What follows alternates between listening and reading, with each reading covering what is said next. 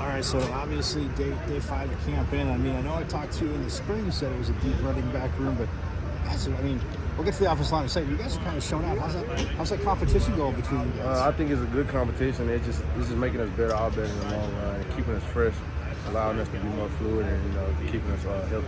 Yeah, I was talking to Coach Iguana earlier in practice. I mean, he almost sounds like a baseball coach having to put a lineup card together. You guys are going to give him a lot of sleepless nights. Yeah. Is that what you guys are aiming for? Nah, that's our job. Make it hard on him. And we want to make it easy on each other. Actually, keep a fresh back in rotation, and also help keep each other safe during this camp. So, it's been good for us, and then just keeping the rotation of backs in there.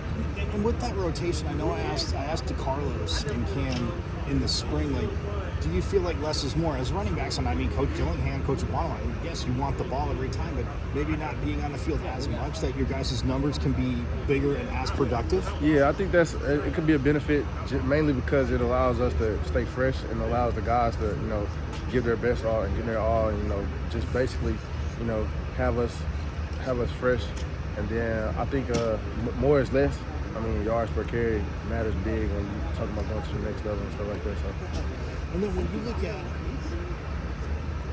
Coach Iguana, obviously, like, working with you guys, and I mean, with that deep room, how do you feel that his experience, granted he's been running backs coach for 7 years, but the interim head coach, how do you feel that that's helped him in the running back room? I think his experience as a head coach has helped him, mainly because he values the little details, the little things, effort, details like alignment, the little things matter. So I think the things that he brings as far as managing the whole team, I think he brings those little aspects to our running back room.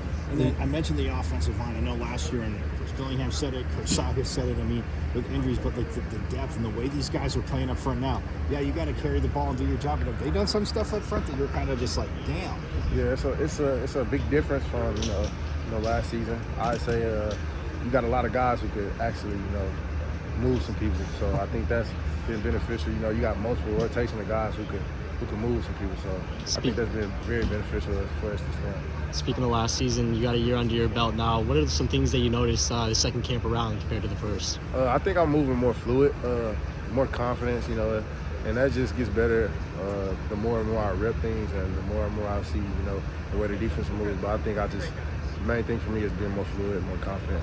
Now you've been up to camp 2 once. Do you feel like you have more excitement seeing it after last year? Yeah, I'm excited to go back. I think it was a great experience. I think we got the bond with some of the guys. I think we learned some, outdoorsy lessons and stuff like that. Coach Dillingham was talking about he's going to try to play you guys in any card games or any chess, any mind games that he can. Do you like your chances against him? Man, I like my chances against Dilly in anything. When you look at going up to Camp T, like you said, the experience, like the football part's awesome, but at the same time, like, how big is it to get to know guys on the other side of the ball and just kind of get to know the team as a group in a setting like that? I think it's a great experience, especially for the guys that we have here. We have guys from all over the country, so you get to see, where people come from and their different experiences in life. And I think it's been, very beneficial just knowing, who your brother is and where he's come from and why, stuff like that.